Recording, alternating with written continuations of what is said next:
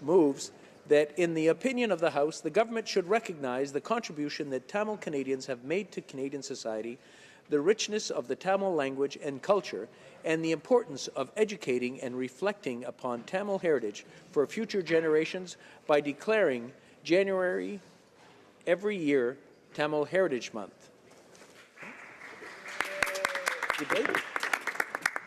The Honourable Member for Scarborough Rouge Park. Well, thank you, Mr. Speaker. I rise today to speak in support of my private member's bill, motion M24, Tamil Heritage Month, celebrating the contributions of Tamil Canadians in our country. Canada is truly enriched by the Tamil language, culture, and history. Multiculturalism is indigenous to Canada, Mr. Speaker. Canada has always had a plurality of languages and peoples living here since time immemorial. Any discussion on a settler community in Canada cannot start without first acknowledging and thanking the traditional keepers of this land.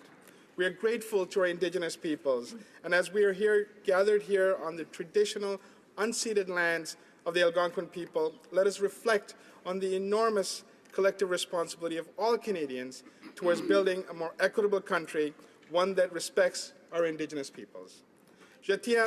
I'd like to thank the Conservative Party, the New Democrats, and the Green Party for supporting my motion. I'd also like to thank our Minister of Canadian Heritage, the government, my Liberal colleagues, and our respective staff for their hard work, ongoing feedback, and support for this motion. We wouldn't be here today had it not been for the municipalities of Markham, Stouffville, Ajax, Pickering, Oshawa, Whitby, Brampton, Toronto, Ottawa, and York Region, and school boards such as the Toronto District School Board that took a lead in entrenching Tamil Heritage Month in their respective jurisdictions. I want to particularly acknowledge the province of Ontario for recognizing Tamil Heritage Month in 2014. I wish to thank the many individuals and organizations in the Tamil community and many allies of the community for their hard work over the years that have allowed us to bring this to the national stage. Except for Indigenous peoples, all of us in Canada have come together in this great country from around the world. In Canada, our diversity makes us stronger. In many ways, it is this diversity that unifies us and brings us closer. The Canadian Charter of Rights and Freedoms ensures that no matter who you are in Canada, you have the right to be yourself, to keep your identity and culture without being any less Canadian. Our late Prime Minister Pierre Trudeau established Canada's official multiculturalism policy in 1971. This bold action opened Canada's doors to the world. With this policy, Prime Minister Pierre Trudeau saw multiculturalism as the most powerful tool for, and I quote, preserving human rights, developing Canadian identity, strengthening citizenship, and reinforcing Canadian unity. Multiculturalism was later entrenched in Section 27 of the Canadian Charter of Rights and Freedoms, and in 1988, the Multiculturalism Act went into effect. Our Prime Minister said it best: a Canadian is a Canadian is a Canadian. In Canada, Mr. Speaker, there is space for us all. Mr. Speaker, the Tamil language dates back 500 BC. It is considered to be one of the oldest living ancient languages in the world, with a written tradition dating back to the same period. This linguistic tradition ties Tamils to a deep and unbroken cultural history that stretches generations. The Tamil language is recognized throughout the world. It has received recognition from India as a classical language. Singapore declared it an official language. It is a national language in Sri Lanka and has been recognized as the official state language of Tamil Nadu. India Arasanil Sammaliagavam, Singapore Arasanil Achimaliagavam, Ilangayil Thesia Moliagavam, Tamil Nadu Arasin Achimaliagavam, Ulahamellam Arindat Moli, Tamil Moli. There's a very important proverb in classical Tamil poetry in Tamil that reads, Yadam Ore Yavaram Kelir, meaning every country is my country and every person is my kin. The transnational Tamil experience has meant that Tamils have moved extensively over the years. The origins of the Tamil people can be traced to South Asia, but they started to migrate all over the world, first in search of better opportunities, then as indentured laborers, and more recently for safety and security. Tamils initially went to the British colonies such as South Africa, Malaysia, Singapore, and also to places like Mauritius. In the 20th century, Tamil migration led to significant permanent communities being established in Europe, Australia, and Americas. Tamils are a diverse people. It means you can practice any faith, come from any corner of the world, and still be a proud Tamil. Tamils have called Canada home since the 1940s. However, the first real community didn't come together until the 1960s. Tamils initially came as students from different parts of the world, such as India, South Africa, Malaysia, and Sri Lanka. Many went back to their home countries after their studies, while many more ended up settling in Canada. This was followed by professionals, some of whom settled in towns across the country, from Belleville, Ontario, to Dawson Creek, British Columbia, and anywhere in between. The first recorded Tamil cultural organization in Canada was the Bharati Kalamandram, established in 1969, and this was followed by the Tamil Ilam Society of Canada in 1978.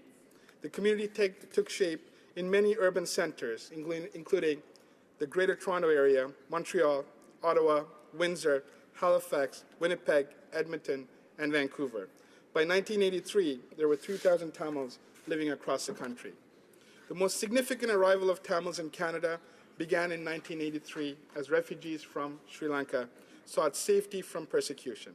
As a response to the anti-Tamil pogroms on the island of Sri Lanka, and due to the hard work of the community at that time, Canada opens its doors to refugees by establishing a special measures program.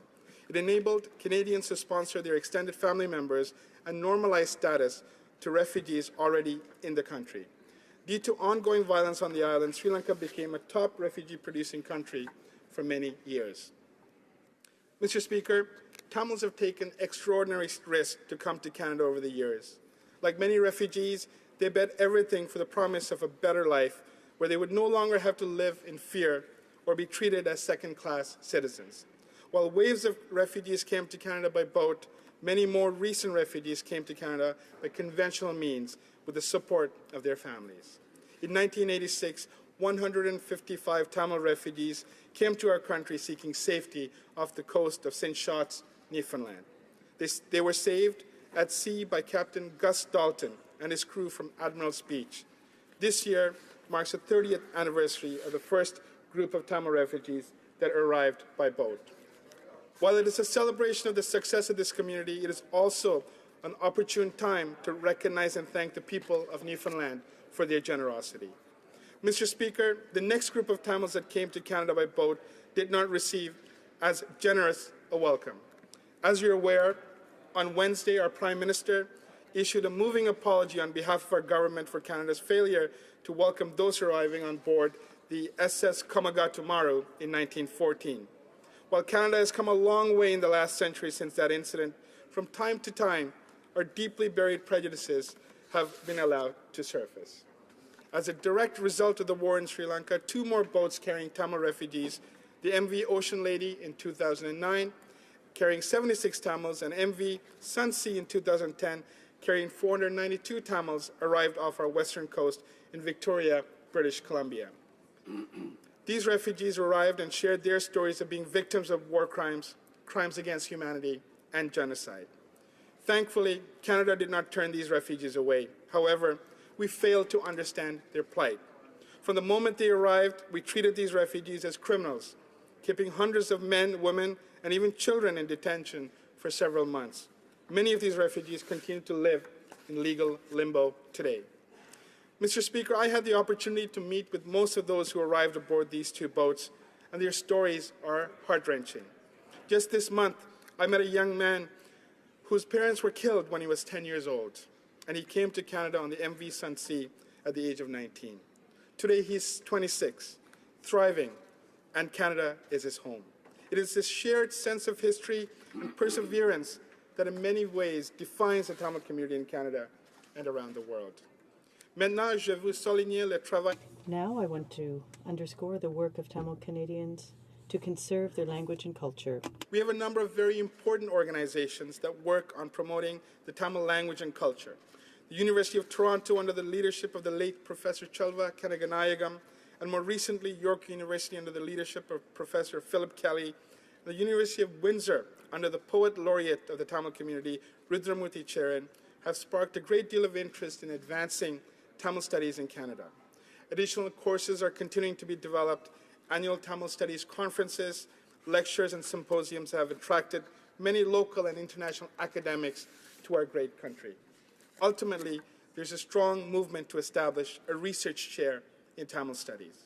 The interdisciplinary study of the Tamil people, language, and culture is further supported by awards such as the N. Sivalingam Award in Tamil Studies at York University and the Tamil Literary Gardens Essay Award. At a primary and secondary school level, there are many organizations that are teaching tens of thousands of students the precious Tamil language. Organizations such as Arivagam, Tamil Academy, and the many school boards offering Tamil heritage language classes. There are other programs that teach Bharatanatyam, Sangeetam, and other fine arts. Many young people undertake extensive training in these fine arts for their arangetrams. I want to acknowledge the keepers and teachers, parents and grandparents for their hard work in instilling the love of the Tamil language, arts, and culture in our young people. Tamil மொழியை காப்பவருக்கும் கற்பினம் ஆசிரியருக்கும் தமிழ் மொழியையும் கலையும் கலாச்சாரத்தையும் துளி துளியாக ஊட்டி வரும் பெற்றோர்களுக்கும் நான் நன்றி சொல்ல கடமைப்பட்டிருக்கிறேன். Mr. Speaker, nothing makes me prouder than to reflect on the enormous strides made by young Canadians. You will recall the recent story of a 17-year-old Prashantan Aruchanan, who is the first Ontarian to win the NHL Thurgood Marshall Scholarship, or young professionals like Anusha Arulaya, a lawyer with our Department of Justice, who moved to Nunavut to work for legal aid for a period of time, and that of the recent winners of the Google Demo Days Game Changer Award, Knowledge Hook, led by Travis Rudnam. I'm equally inspired by the leadership undertaken by Tamil Canadians in giving back to our country. Geeta Murthy founded the South Asian Autism Awareness Center and has inspired much-needed focus on autism. Devi Arasanayagam and Ravi Sridharan, who helped run the Fort York Food Bank, and Manjula Selvaraja, a successful entrepreneur and philanthropist. These achievements not only speak to the great contributions that Tamil Canadians currently make to our country, but gives us a glimpse into the future potential of this community. Mr. Speaker, I must confess, every time I go into a restaurant in a major city, I find myself peeking into the kitchen. More often than not, I see a very tired, middle-aged man at the kitchen working his second job. Inevitably, he will be Tamil. I will end up having a long conversation about how hard his daughter is studying. You can see the father's pride, but you can also see the enormous sacrifice in his eyes. Mr. Speaker, Tamil Heritage Month is a very important way for us to celebrate and recognize Tamil Canadians and their contributions to our society. Tamil Heritage Month in Canada is as much about being Tamil as it is about being Canadian. This means not just preserving the Tamil language and culture for future generations of Tamils, but also celebrating and instilling shared Canadian values and responsibilities. I'm confident that the Tamil Canadians will fulfill their historical obligations, especially to repair and reset the relationship with their Indigenous brothers and sisters. From the labs of Goose Bay, the restaurants of Montreal, the financial towers of Toronto, the factories of Vaughan, the innovative hubs in Waterloo, to the oil fields of Alberta, and to the truckers of British Columbia. Tamil Canadians are a proud part of this country, and today our House will ensure that their experiences will forever be recognized each and every January from coast to coast to coast through recognizing Tamil Heritage Month. Thank you, Mr. Speaker.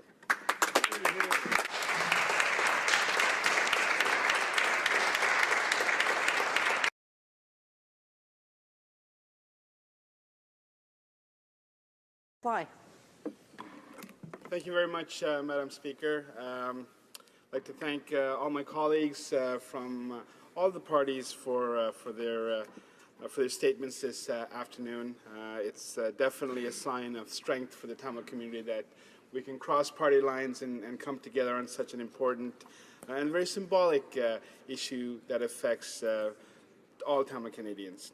I want to thank my colleagues who spoke not just today but also at the last session, recognizing M24 as Tamil Heritage Month every January for their support and solidarity.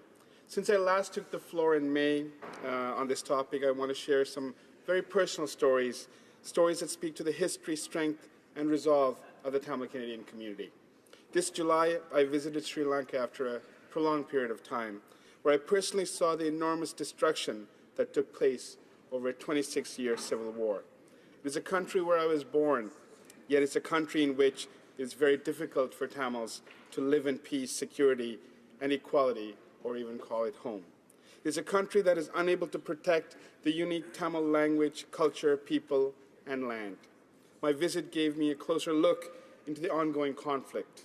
It confirmed to me that while the armed conflict is over, the underlying issues for Tamils are far from it.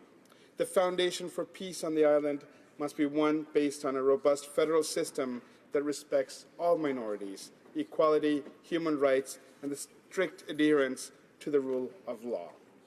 I returned to Canada grateful as always to come back to this country that I call home.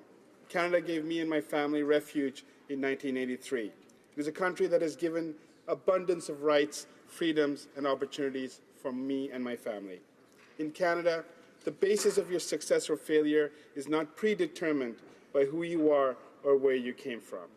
In many ways, the rest of my summer was spent reflecting on this reality. I had the opportunity to go to St. John's, Newfoundland to celebrate the 30th anniversary of the first Tamil boat refugees that arrived on our shores in 1983. We celebrated the great people of Admiral's Beach, our Coast Guard, Captain Gus and Rom Dalton and his crew who saved the 155 Tamils, and the survivors and their children who made that heroic journey. I want to thank the Canadian Tamil Congress for their hard work in organizing this event and celebrating Tamil Canadian history. I also want to thank the great people of Newfoundland for their generous welcome, as always. I then had the opportunity to attend the second annual Tamil Fest in August of this year. It is the largest street festival in all of Scarborough. The event saw over 175,000 Torontonians celebrate Tamil food, culture, and people. In September, the Canadian Tamils Chamber of Commerce celebrated its 25th anniversary at the Metro Toronto Convention Centre, and I was proud to induct the first ever Hall of Fame award winner, Dayalan Muthulingam of The Cable Shop. To see the countless Tamil Canadian business leaders who have succeeded under great adversity was truly inspiring. It is motivating to see the likes of Dr. Ravi Kugadasan of Digital Specialty Chemicals who gleed at the 23 PhDs that currently work for him. La semaine dernière, je me suis rendu. Last week, I traveled to a Tamil school in Dollard des Ormeaux with my friend, the Honourable Member for Dollard des Ormeaux in Quebec. The Tamils in the school spoke 3 languages, French, English, and Tamil, with a great deal of pride. I stand in front of you as a proud member of this community, a community whose contributions to Canada is really just beginning. We have come a long way both as Canadians and as Tamil Canadians. In closing, I want to thank the many individuals and organizations that have worked to make this initiative a reality. My friends, the collective advocacy and contributions of various community leaders, organizations, and all levels of governments across this nation efforts speak to the fact that preserving Tamil heritage in Canada does not begin or end in partisan lines. And it is because of our collective efforts that all Canadians will now be able to celebrate Tamil Heritage Month every January from coast to coast to coast. I want to leave where I started last May by acknowledging that we are on the traditional unceded lands of the Algonquin people, and I want to thank our Indigenous peoples for sharing their land. Nandri, merci, thank you, miigwech.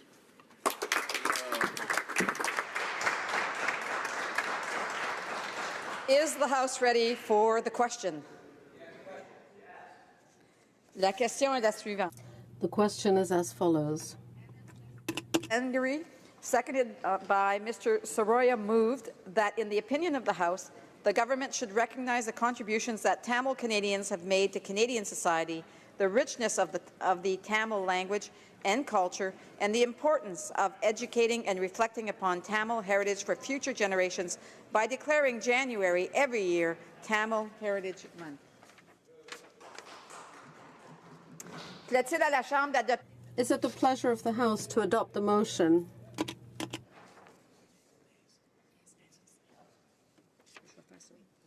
Que tous ceux qui appuient la motion. All those in favour of the motion will please say yay. All those opposed will please say nay. À mon avis, les oui l'emportent. In my opinion, the yeas have it. Pursuant to Standing Order 93, the Recorded Division stands deferred until Wednesday, October 5th, 2016, immediately before the time provided for private members' business.